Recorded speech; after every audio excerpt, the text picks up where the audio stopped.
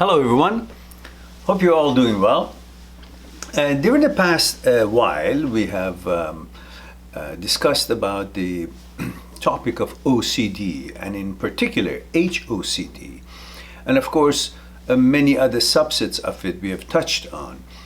But today I want to not focus on what we have done in the past, which partly we discussed the reasons for thinking or feeling in such things.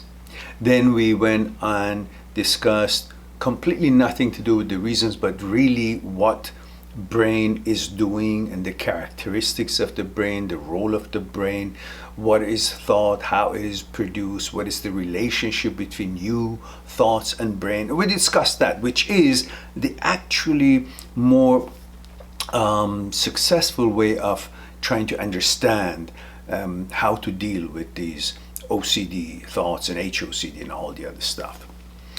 And as you know, since I'm not a clinical psychologist, I'm not a psychologist, I'm not a doctor, if you are really interested in finding real clinical responses and solutions and treatments and help to what you're dealing with, there are many experts in the world, and many of the links that I have put in the description of my videos in these specifically in these two playlists of intrusive OCD, HOCD short videos, or intrusive transient OCD, HOCD negative thoughts.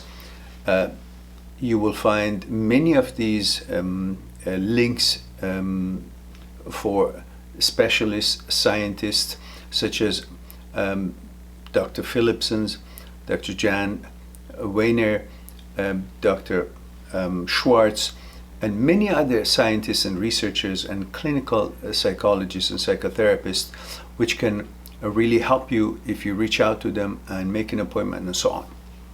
Here, I try to approach it in a way for you to understand the role of your brain, the function of your brain as a layman, and help you to see some things that usually, regularly, most people do not pay attention to, do not see, do not notice, and are not aware of. So this is what we're doing here. And we've done it in many of the videos, which I understand has been helpful to many. So today, I want to bring your attention to the fact that one of the reasons that we're bamboozled by things in life is because we're afraid of it. And we have certain sense of danger towards it. And usually we are afraid of things that we don't understand and we have not much knowledge about. So what I would like to do in this video to help us to explore together a little bit more understanding what the brain does.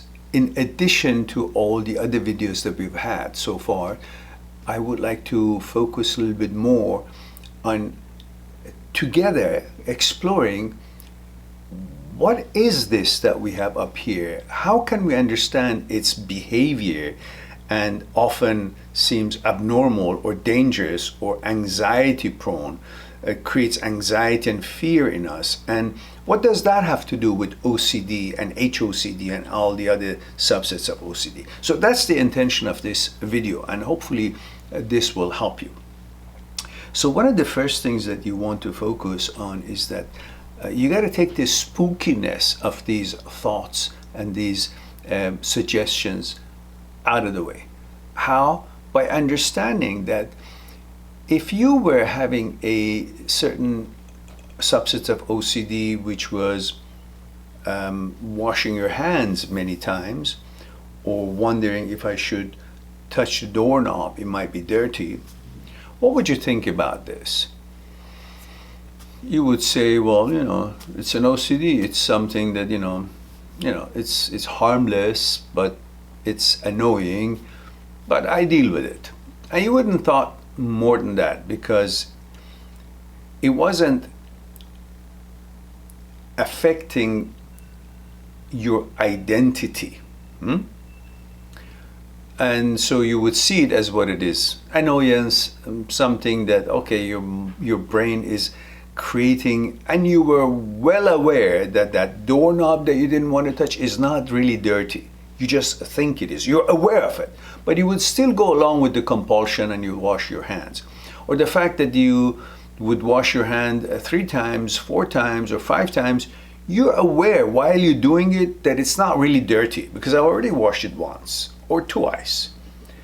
And it's not dirty, but you still do. So you know you're doing something unnecessary, but you still do it. So you don't think of much of it, of this kind of OCD, and you say, well, that's what it is.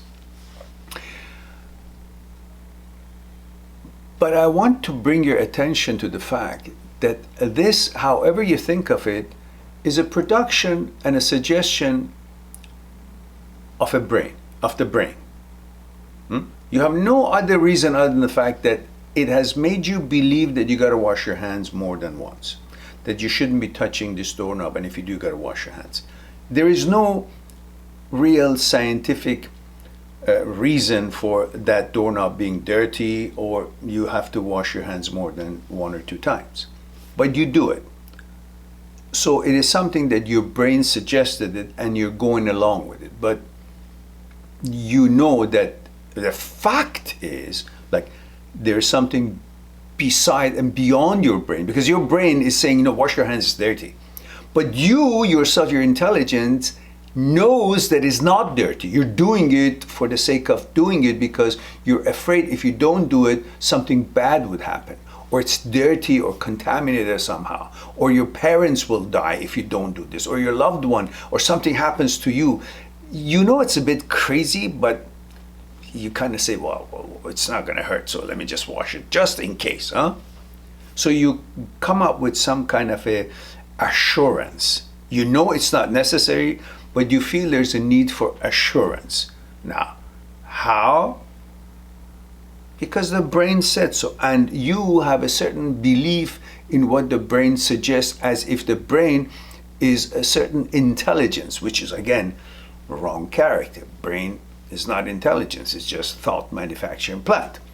But nevertheless, this is what you would think while you're doing this sort of OCD. The other kinds of OCDs, HOCD and all that, which Dr. Philipson has coined it as pure OCD, which their rituals are mental, are not physically visible, are the same. There is no difference between your knowing that what you're doing is irrelevant and stupid and is not necessary, but you're doing it anyhow, than the HOCD that shows up in your head, and suddenly you take that so serious, and as if it has any more credibility, which is a 0, than your washing hand thing, because that also has a 0 credibility. It's just doing it because it's just crazy move. There's no real reason for it. But when it comes to HOCD, sexual orientation, or things of that sort, because it has to do with your identity, since we human beings, from the moment we are born, we consider our identity having to do with, we identify ourselves through our gender. What sexual inclination I have, what I am, do I have, this or that. So you identify yourself through your sexual inclination, sexual interest, and that becomes paramount. That's the most important thing for you to protect. What is it? Brain's job? To protect you. So that what seems to be the most important is going to get most attention, to be protected. And for that reason, it's going to be more sense of danger toward it to protect it. Therefore, more intrusive thoughts is going to happen in that realm, in that environment, in that topic. Why? Because that's the most important thing to you. Who do you think you would be worried most about?